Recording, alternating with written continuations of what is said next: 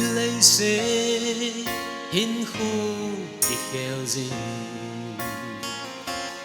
ni tin khăn khô rong à kiếm gì nghe chít na vàng lại gió ta gây ta đi đi na kỳ tuôn quỳ gam ta ngày lúc na kiếm dính ra tâm sự mai mô lên ngồi dầu ta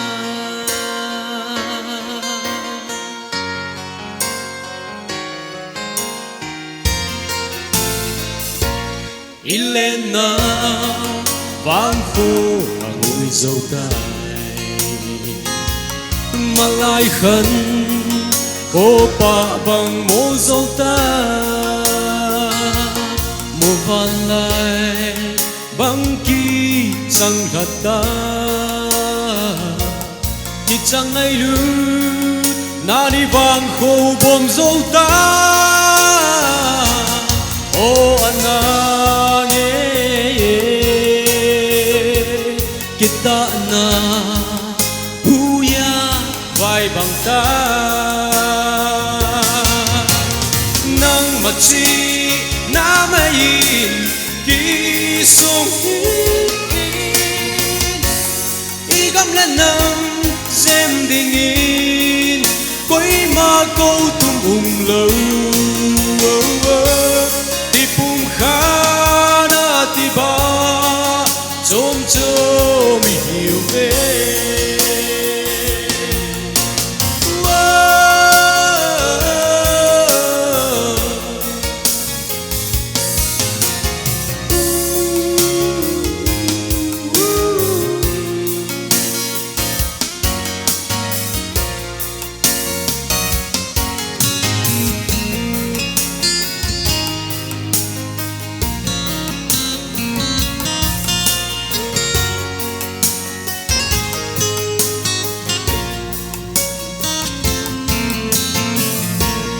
pagkain vanoy kahindele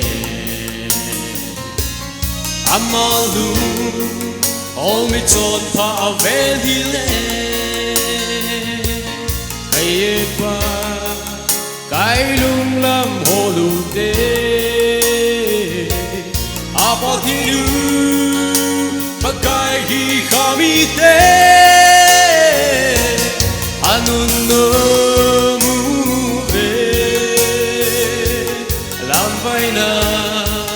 hin khô bèo đất đi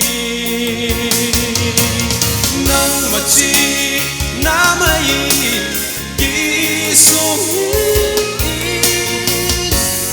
y gom lên nắng xem tình in với ma câu tung hùng đầu đi pum khá na ti ba chôm chôm hiểu về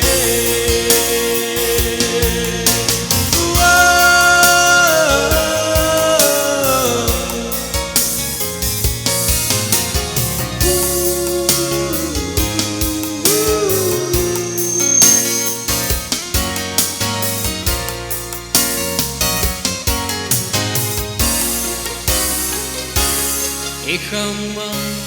tâm la phật huệ lại trên thu ta trong phật nan mà ngu tế lương khát quý tế chú lê dô lông din ta